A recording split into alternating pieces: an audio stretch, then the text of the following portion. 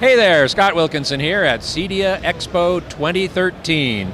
I'm here with Anthony Grimani of MSR Acoustics and one of the premier acousticians in the world. Anthony, thanks so much for being here. Thank you, Scott. It's my pleasure. So, it's the first day of the show. Have you seen anything interesting yet? Well, I walked around a little bit. Along with a lot of other people, I was up till very late setting up a few listening rooms and demo rooms, so a little tired. But what I've actually seen is a kind of a renewed effort from a lot of manufacturers to come out here, all guns blazing, and show really nice big demos. Interesting. I have noticed a bunch of big booths. Yeah. There are a few companies that aren't here that have been in the past. Right. Sim2, for example, Samsung, Sharp. Yeah. But those companies that are here are really pulling out all the stops. They are. I'm finding actually a lot of manufacturers decide to do this skip a year thing where they come out, big booth, put out a lot of effort, and then the next year they're actually here, you don't see them. They're in a hospitality suite somewhere, they don't do a big demo, then it's all about talking business. Right. So it doesn't mean that they're not here, they're just not on the show floor. They're just not really visible. What I've actually noticed this year that's interesting is there's an area called the high performance audio area where the manufacturers of bigger, higher performance, more expensive, more potent audiophile, videophile gear are all grouped in a cluster over there and have been putting out a huge effort to do fantastic demos. So I think we're going to have a great time going from demo to demo there, and not they're away from all the noise of the floor, so you're going to actually get a great demo. Yeah, exactly. That's a real problem here on the show floor, particularly with regard to audio. I mean, video. There are a lot of companies that have put together, rooms within rooms, right, light sealed essentially, so they look good.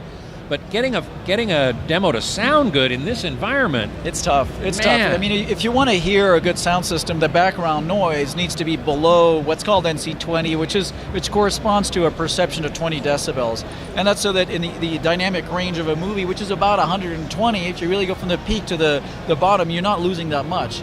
Here, you put a room together, and the background noise is going to be 50. Yeah. So you're losing the bottom 50 dB of 120. That's way too much. Yeah. So these guys that are going, they're still in the convention center. They're down away from this noise. Are going to give us all the chance to hear things well. I was in the Wisdom Audio demo. I've heard that's good.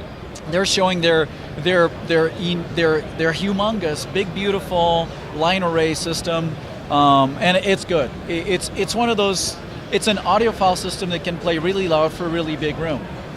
So it's not in a really big room here, though. So I hope. No, it's in a really big room. It's a really big room. So they're over in that high performance area. Yeah. Got it. In the past, if you had a really big room, you couldn't put a little high performance speakers. You had to go to these big horn loaded things, some of which sound great, some of which not so great. They've got an audiophile planar speaker solution for a really big room. It sounded great.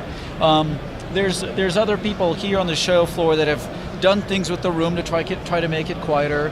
There's a demo with a Triad and Datasat. Next to that, there's a demo with Pro Home, and there's a bunch of different people, which I'm really pleased to say have actually finally this year paid attention to acoustics. So I'm really big into acoustics. A speaker can be great, and it can be put in a room that's actually working against it. The way the sounds bounce around the wall, you can get these reflections that actually contradict what the speaker's trying to give you. And the rooms over here, most of them, you walk in and you go, they got some great speakers, and they've done things to the walls so that the reflections are helping the speaker rather than work against it. I like it. Which is just your business. It's my business. Now, as we've mentioned, your business, it is to make acoustical treatments, right, for rooms. Many of which you help design how to do, but I think you've just recently launched a new line which is meant more for the DIYer, right? Right. So we have a few lines that make it easy to spec in your own acoustic system. There's a line called Dimension 4, in which you have 3 tiers of prices, for a good, better, best solution, but in which all you need to know is how big your room is. Is it 38 square feet? You mean the floor space? The floor space. So not the cubic space. Not the cubic space. Based on a room that could be 350 square feet, we got a system that's called the 350, in which we've pre-engineered, tested, evaluated how many absorbers, diffusers, bass traps you need, and where you put them. Now that evaluation is not purely theoretical. We've also tested in about 500 rooms since we started the company. Wow. So we got a pretty good database of what works and what doesn't work. So we're essentially selling a recipe based on very custom analysis, but we're saying this is the ready-to-wear solution. So Dimension 4 is one solution for the DIYer. Another thing we have is called living sound. So a lot of DIYers are in rooms that are not really home cinemas from a dedicated point of view. They're also the living room. We have to live in them. I was talking with Theo about multi-purpose rooms and how those are becoming more and more being used also for the theater experience. They always have, actually. I've been in the sort of this home theater, home cinema business long enough to remember when a home cinema was the living room that you put speakers into. Right. So I have a slightly different view. What has changed is people are expecting a higher performance experience in the living room. Now, in a living room, you can't put these acoustical treatments that look like an audio lab. Okay? Right. Sorry, my wife doesn't like them, and everybody's wives or husbands. The spousal acceptance factor is very low. Indeed. So we have a line called Living Sound in which we actually use very good quality absorption and diffusion cores, but we cover them with a decorative acoustically transparent fabric. There you go. So you can have a landscape picture, you can have a piece of art, you can have a picture of the family that's actually printed on the special fabric with dye sublimation, and you have something that just looks like art on the wall, but it's actually controlling the sound reflections. And that's great for the multi-purpose environment. Yeah. Now, so a DIYer, you've already done some analysis in a general sense. Right. What do they have to do in their specific room to find out exactly where to place these things? There's different tiers of how obsessive you want to get, just like everything else. Basic rule is if you can cover the walls and a bit of the ceiling with about 15% of absorptive surfaces, that means a material that sucks up the sound. Only 15%, you don't need much more than that. Wow. And if you can distribute it evenly around the room, you'll have a dramatic improvement in your sound quality, especially in the clarity. The second part of the recipe is if you can find a way to cover another 15 to 20% of the area with a scattering material.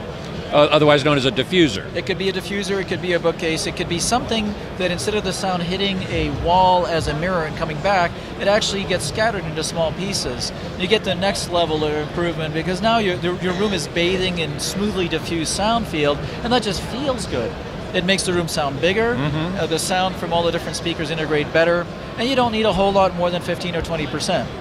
So of course we have specific purpose-made materials for that can be covered with our living sound fabric, and that's what I would recommend. If you don't want to do that, just think that maybe you need bookcases, maybe you need shapes that break up these sound reflections, and for the DIY crowd, it's a great way to go. Someone once asked me about egg cartons. Do those do anything? Egg cartons do very, very, very, very little. There actually is an Audio Engineering Society paper where, along with all these different materials, professional grade acoustical treatment materials, they threw in egg cartons to just say, tongue in cheek, well, what do these do? Right. So the data is available in the AES. Wow! Somebody actually measured them. Tiny little effect. What about bass traps? Obviously, room modes are very important, and when you have a lot of subwoofer activity, you're going to energize the room at certain frequencies, and really it's going to be overbearing in certain locations and not enough in other locations. What's the general thought? What's your general thought on improving that situation? The general thought is you got to do something about it, and that something is really challenging, unfortunately. So you're right, every room is going to create these resonances, and basically do this to the sound. Right. You got to get around it somehow. Sometimes you can move your seat position around a little bit so you're not listening to a peak or a null. Sometimes you can move the speakers, the subwoofers around, but reality is in a living room that's not really flexible. So there are things called bass traps, but caveat emptor, like they say in Latin America. Indeed. Just kidding. There are bass traps and bass traps. If something is lightweight and relatively small and made of foam and it has the name bass trap on it, it probably is not a bass trap. If something is pretty ballsy and heavy and usually sits in the corner of the room somewhere, it probably is a good bass trap. We have this crazy looking thing called a spring trap. It's a triangular box. It hides away in the corner of the room. Being triangular, it fits in a corner. It fits in a corner. I can also lay it down. It has a big front panel that's spring loaded and that ports into 3 different resonating absorption cavities. It's very complicated, got patents on the thing, and it works really well.